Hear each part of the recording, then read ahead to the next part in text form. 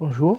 Alors dans cet enregistrement, on va essayer de donner la démonstration du fameux théorème de Cayley-Hamilton. Ce théorème qui dit que tout endomorphisme d'un K-espace vectoriel de dimension finie, n supérieur ou égal à 1, annule son propre polynôme caractéristique. En termes de matrice, si A est un élément de Mn K et si P est l'élément de K de X tel que P de X égale à déterminant de A moins X I N, P de A est nul.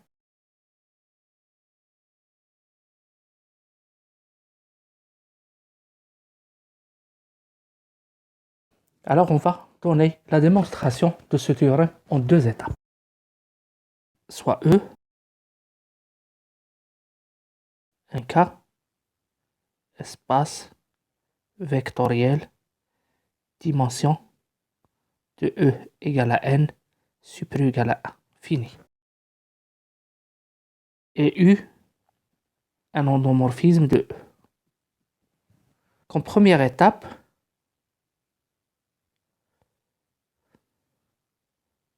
on va supposer que pour cet endomorphisme, il existe X éléments de E moins 0 bien sûr, tel que la famille X U de X, UN-1 de X est libre. Cette famille, elle est maximale, puisqu'il contient n éléments de E, et qui est libre, donc c'est une base de E. Je vais la noter B. Donc il devient une base de E. Alors dans ce cas particulier, OU est un endomorphisme de E pour lequel il existe un X non nul, tel que B soit une base de E, on va montrer que U annule son polynôme caractéristique. On a UN de X, c'est un élément de E. Et B est une base, cela implique qu'il existe un unique A0, A1, AN-1, un uniplay, élément de Kn, tel que UN de X égale à A0 X plus A1 U de X plus AN-1 U n-1 de X. Et donc, UN de X moins A0 X moins A1 U de X moins AN-1 UN-1 de X égale à le 0 de E. Par suite,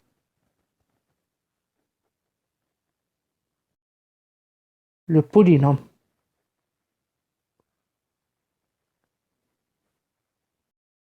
P compose par définition égale à Xn moins A0 moins A1X moins AN-1 Xn-1 est un élément de K de X du degré n et que PU en ce point X particulier égale à 0 de E. Maintenant, donnons la matrice de U dans la base B qui est égale à X U de X UN-1 de X. Alors la matrice de U dans la base B est obtenue en considérant U de la base, U de premier terme, X, U du deuxième terme, c'est-à-dire U de X, c'est U carré de X, U3 de X, jusqu'à UN-1 de X, et puis U de X. Dans quelle base? Dans la base X, U de X, u carré de x jusqu'à un de x. Alors, u de x, comment ça s'écrit dans cette base? Il s'écrit u de x, c'est égal à 0x plus 1. u de x plus 0 u2 de x plus que des 0 un de x. Donc ça s'écrit 0, 1, 0, que des 0. U du deuxième terme, u de x, qui est par définition u carré de x.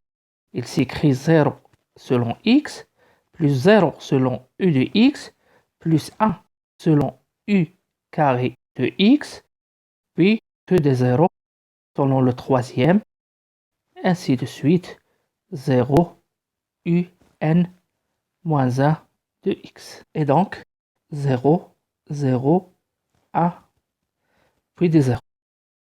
Et pour U3, on trouve 0, 0, la diagonale toujours des 0, et sous la diagonale, on a 1, et après, que des 0. Donc, après tout calcul fait, on obtient la matrice suivante, qui est en fait la matrice de U dans la base P. Calculons maintenant le déterminant de la matrice de U dans P moins X, l'identité de E. Alors, une fois qu'on donne cette matrice, on se retrouve avec ce déterminant.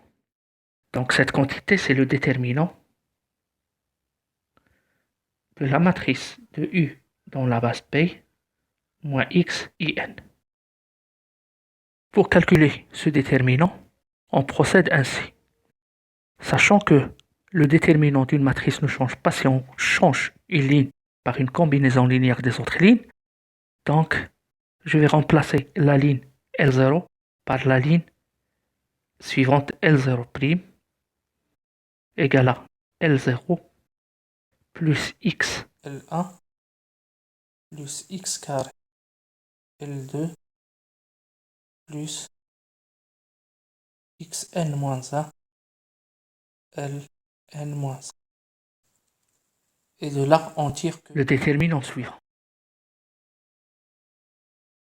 Donc ça, c'est moins P de X.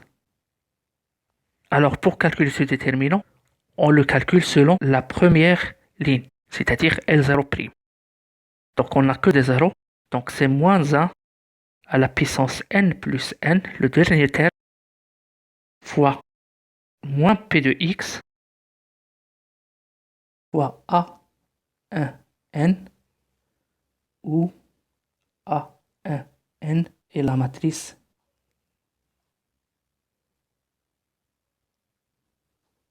qu'on obtient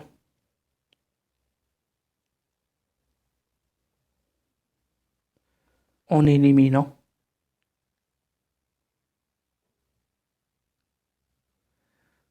de notre matrice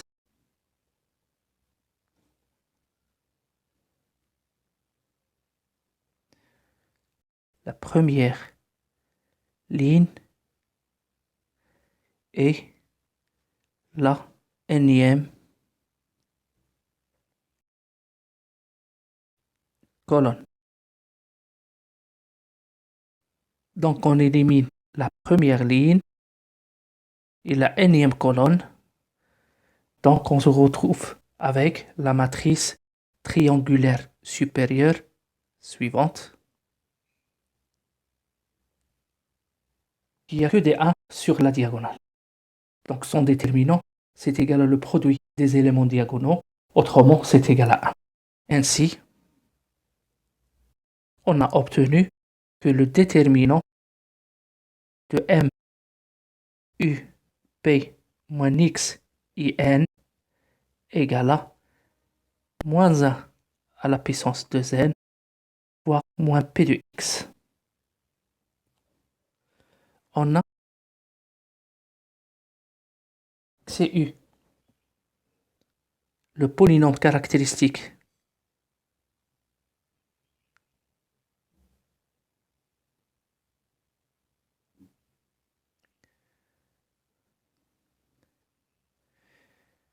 de U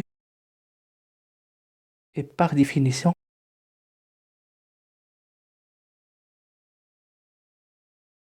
unitaire. Et donc, CU de X, c'est égal à P de X.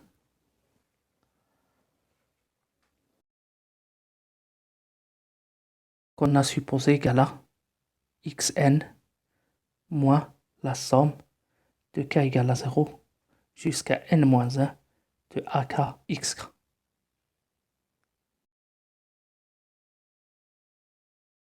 On a P U de X égale à 0, où X est l'élément particulier de E tel que X, U de X, UN-1 de X est une base de E.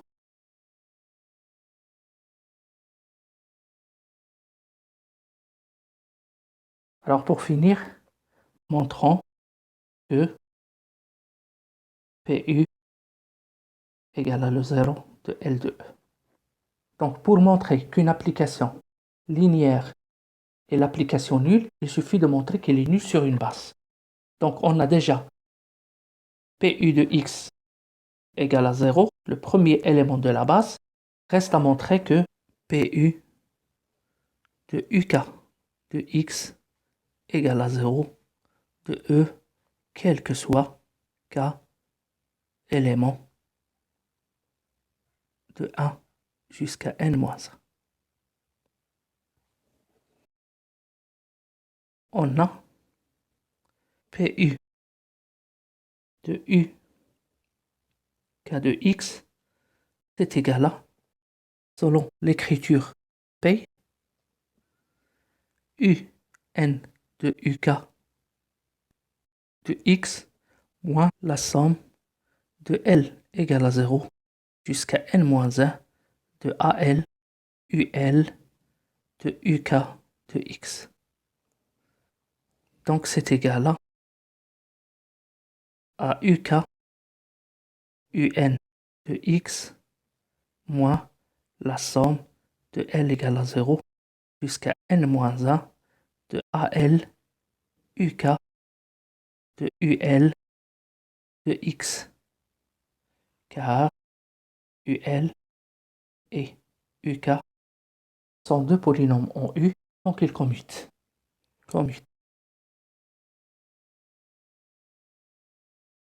C'est égal à UK UN de X moins la somme de L égale à 0 jusqu'à N-1 de AL UL de autrement égal à UK de P U de X. UP de X est égal à le 0 de E et UK est une application linéaire, donc c'est 0. Donc, en conclusion, l'endomorphisme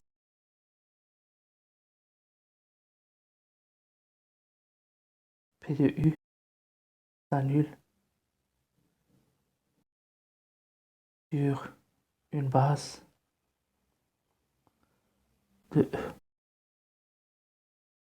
et donc implique que P de U égale à l'endomorphisme nul de E. Et comme PU égale à, cela implique que X U égale à l'endomorphisme nul de E. Autrement, U annule son polynôme caractéristique dans ce cas particulier de cet endomorphisme pour lequel il existe un X élément de E non nul tel que la famille X, U de X, U carré de X jusqu'à UN-1 de X est une famille libre génératrice de E. Autrement, base de E. Donc, on a fini avec cette première étape où on a montré que tout endomorphisme d'un K-espace vectoriel de dimension finie pour lequel il existe un X non nul tel que la famille X, U de X, jusqu'à UN-1 de X est une base de E, alors cet endomorphisme annule son polynôme caractéristique. Deuxième étape.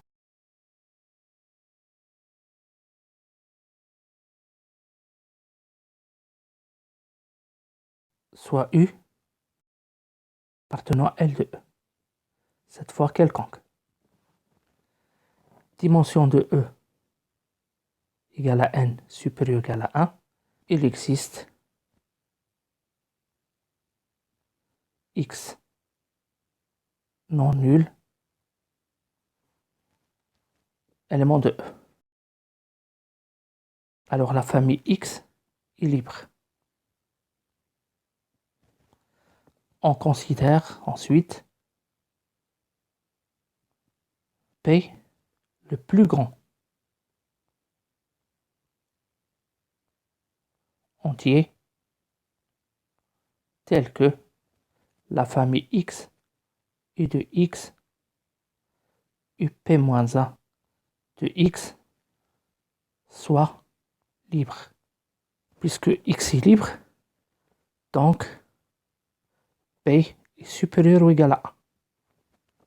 Maintenant, on considère F, par définition, le vecteur de X, U de X, UP-1 de X. C'est une famille libre, donc c'est une base de F. Cela implique que PF égale à X, U de X, UP-1 de X est une base de F. Montrons que U de F est inclus dans F. Autrement, F est stable par U. En effet, pour le premier terme, U de X, elle est dans F. Pour le deuxième, U de X et U carré de X, elle est dans F. Il reste le dernier. Mais on a que X, U de X, UP moins 1 de X. Libre et P est le plus grand.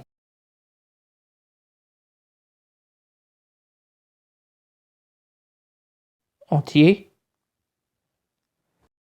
tel que cette famille est libre.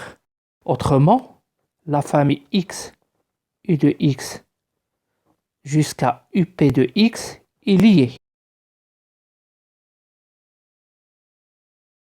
Ce qui implique qu'il existe A0, A1, AP-1 des éléments de K tels que UP de X égale à la somme de K égale à 0 jusqu'à P-1 de AK UK de X. Ce qui implique que U de UP-1 de X, le dernier terme de la base, il s'écrit combinaison linéaire des éléments de la base BF.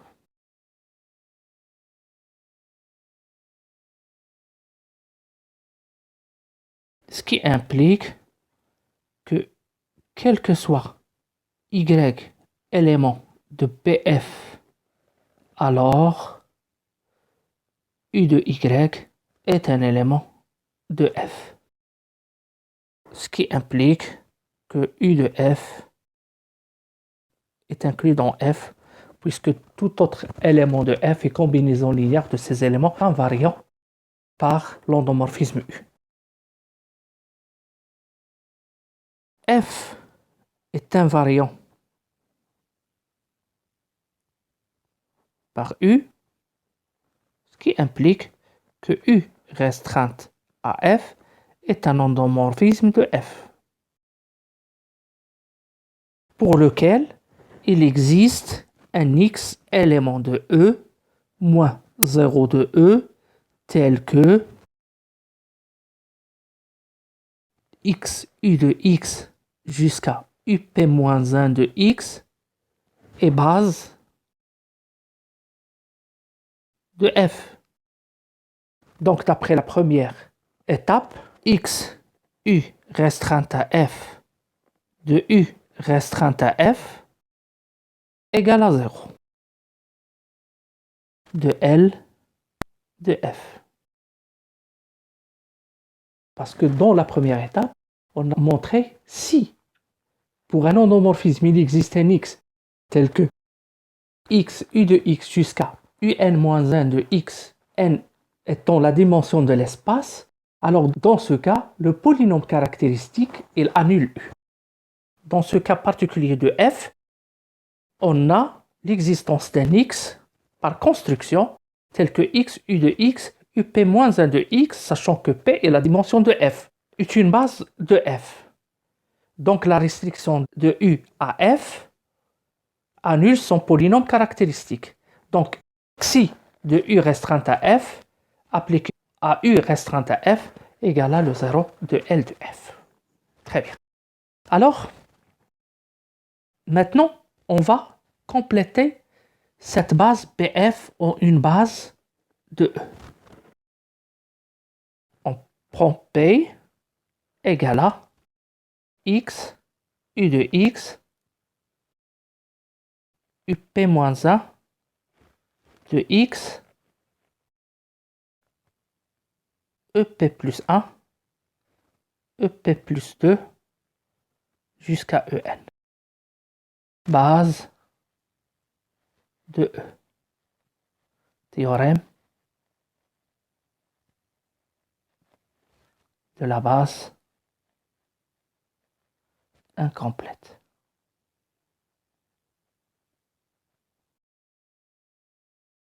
Qui nous assure l'existence de tel élément dans E, tel que toute la famille soit une famille libre de E maximale, donc c'est une base. Alors la matrice de F dans cette base, il va prendre la forme U de X, U carré de X, U3 de X, jusqu'à UP moins 1 de X, UP de X, et après U, EP plus 1, U, En.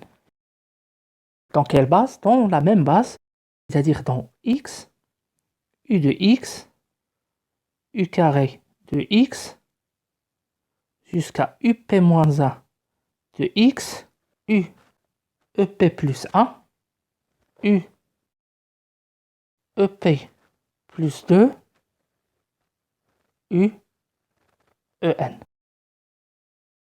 Comme cette famille engendre F et F est stable par U, donc on aura après UP plus 1 que des zéros. Et là, on aura exactement la matrice de la restriction de U à F dans la base PF. Là, on aura une matrice P quelconque et là, une matrice C. Voilà. Et de là, on tire que si U de X, c'est égal à déterminant de la matrice de U dans la base P moins X, l'identité de E, qui est égale à déterminant de la matrice de U restreinte à F dans la base PF moins X, l'identité P, parce que F est de dimension P, fois déterminant de C moins X, l'identité N moins P, Et ça, parce que le déterminant d'une matrice de la forme A0, B, C, c'est égal à le déterminant de A fois déterminant de C. Et donc,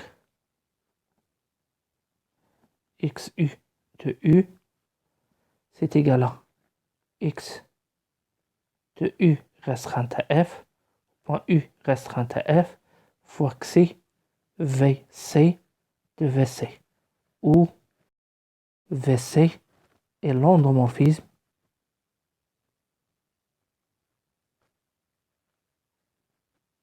de Rn-P dans la matrice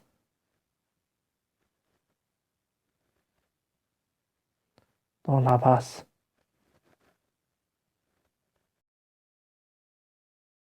EP plus 1 En et la matrice C.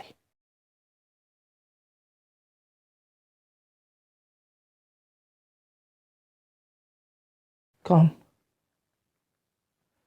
si U restreinte à F, U restreinte à F égale à le 0 de L de F, cela implique que Xi U de U égale à le 0 de L de E.